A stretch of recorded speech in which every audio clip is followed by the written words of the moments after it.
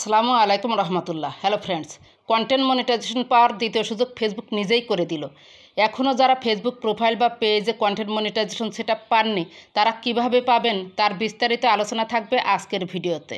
ফেসবুকে যারা কাজ করেন এবং আসলেই কন্টেন্ট মনিটাইজেশন সেটআপ পাওয়ার যোগ্যতা আপনার প্রোফাইল বা পেজে রয়েছে কিন্তু এখনও পাননি, তারা এই আবেদনটি পুনরায় করুন।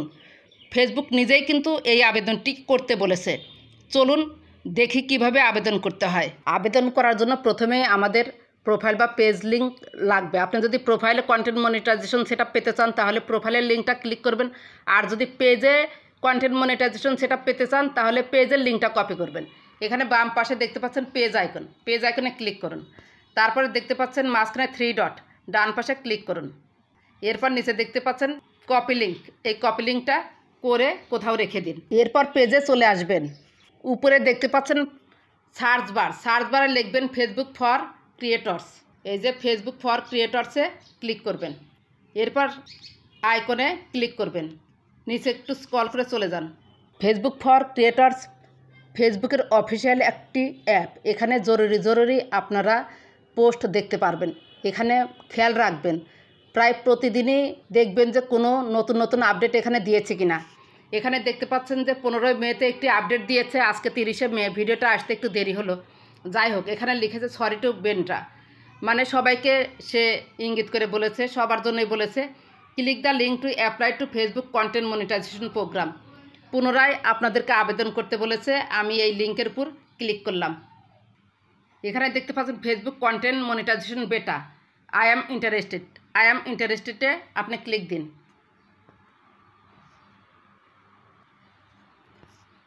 এরপরে যে এখানে দেখতে পাচ্ছেন ইমেইল অ্যাড্রেস, আপনি যদি প্রোফাইলে পেতে চান প্রোফাইলে যে ইমেল অ্যাড্রেসটা দিয়েছেন সেই ইমেল অ্যাড্রেসটা দিবেন, আর যদি পেজে পেতে চান কন্টেন্ট মনিটাইজেশন সেটআপ তাহলে পেজের ইমেল অ্যাড্রেসটা দিবেন। এরপর রয়েছে ফেসবুক অ্যাকাউন্ট ইউআরএল, এটাতেও ঠিক তাই। পেজ থেকে পেতে চাইলে পেজের ইউআরএল দিতে হবে, মানে কপি লিঙ্কটা দিতে হবে, আর যদি প্রোফাইল থেকে পেতে চান তাহলে প্রোফাইলের লিঙ্কটা দিতে হবে। এরপর দেখতে পাচ্ছেন আদার সোশ্যাল মিডিয়া অ্যাকাউন্টস, আপনি যদি টিকটক, ইনস্টাগ্রাম অথবা ইউটিউবে কাজ করে থাকেন তাহলে সেইগুলোর যে কোনো একটি লিঙ্ক দিবেন, যেটার সাবস্ক্রাইবার বা অডিয়েন্স বেশি সেই লিঙ্কটা এখানে দিবেন। আমি ইমেল, ফেসবুক অ্যাকাউন্ট ইউআরএল এবং আদার সোশ্যাল মিডিয়া অ্যাকাউন্টস এই লিঙ্কগুলো দিয়ে ফিরে আসছি। এখানে সব লিঙ্ক দেওয়া শেষ। আপনাদের যদি ইনস্টাগ্রাম অথবা টিকটক অথবা ইউটিউবের কোনো লিঙ্ক না থাকে তাহলে যে কোনো একটা খুলে এই সোশ্যাল মিডিয়ার লিঙ্কটা দিয়ে দিবেন, এখানে খালি রাখবেন না। এরপর দেখতে পাচ্ছেন লেটস ডু দিসে ক্লিক করুন। এরপর ওকেতে ক্লিক করুন। এই কাজটি আপনি 2-3 দিন পরপরই করবেন।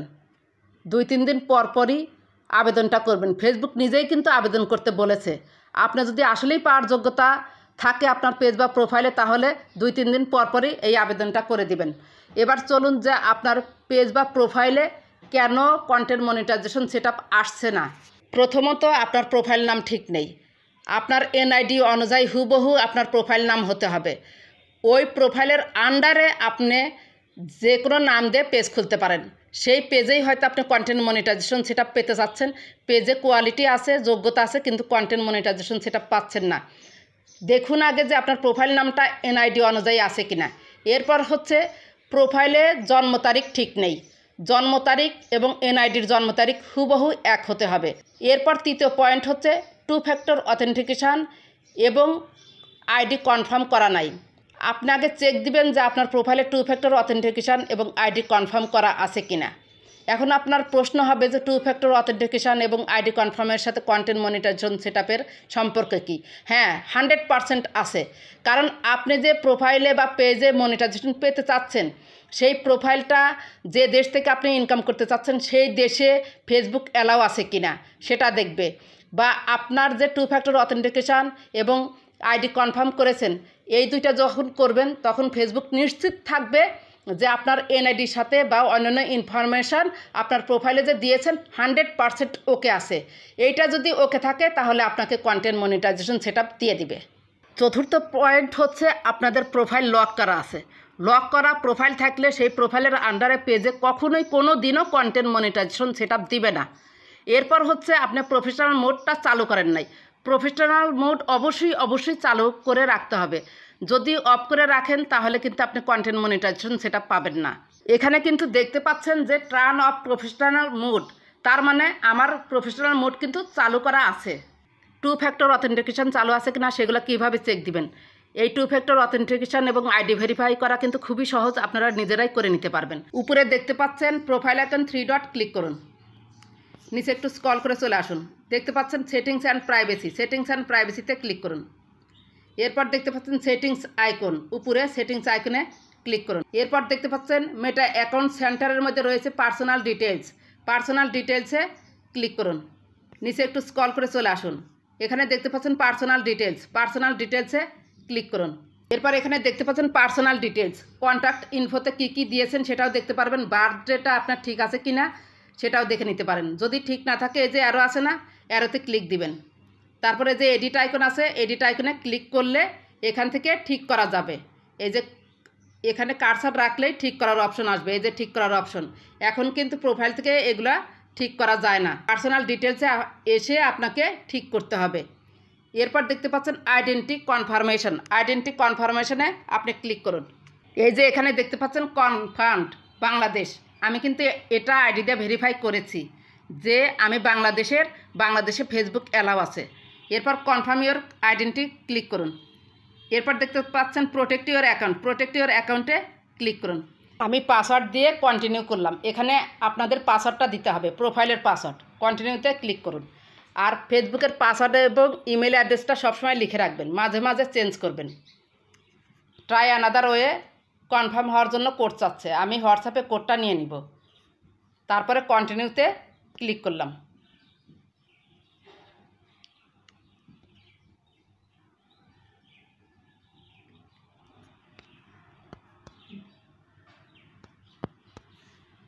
কোডটা দিয়ে দিলাম, কন্টিনিউতে ক্লিক করে দিলাম। এই যে দেখতে পাচ্ছেন 2 ফ্যাক্টর অথেন্টিকেশন ইজ অন, খুব সুন্দরভাবে দেওয়া আছে। এখানে আমার হোয়াটসঅ্যাপ নাম্বারটাও দেওয়া আছে। এভাবে চেক দিয়ে নেবেন যে 2 ফ্যাক্টর অথেন্টিকেশন এবং আইডি কনফার্ম আছে কিনা। ব্যাকে চলুন। এরপর গুরুত্বপূর্ণ কিছু পয়েন্ট আমি চেক দিব, খুব শর্টে চেকটা দিয়ে দেব। এই যে বাম পাশে দেখতে পাচ্ছেন পেজ আইকন, আমি পেজে পেতে চাচ্ছি, সেজন্য আমি আজকে পেজটাই দেখালাম আপনাদের। আর যদি আপনারা প্রোফাইলে পেতে চান তাহলে কাজগুলো প্রোফাইলে করবেন। বাম পাশে পেজ আইকনে ক্লিক করুন। এরপর মাঝখানে দেখতে পাচ্ছেন 3 ডটে ক্লিক করুন। উপরে দেখতে পাচ্ছেন পেজ স্ট্যাটাস, পেজ স্ট্যাটাসে ক্লিক করুন। এখানে দেখতে পাচ্ছেন Surai technology page has no issues, green tick চিহ্ন। এরপর নিচে একটু চলে আসুন, এই যে দেখতে পাচ্ছেন আপসাপসা টিক চিহ্ন, গোল চিহ্নের মধ্যে good news, no violations to show, okay. এরপর নিচে দেখতে পাচ্ছেন রিকমেন্ডেশন অ্যাক্টিভ, মনিটাইজেশন অ্যাক্টিভ। রিকমেন্ডেশনে আপনি ক্লিক দিন। এখানে রিকমেন্ডেবল, এইভাবে থাকতে হবে রিকমেন্ডেবল।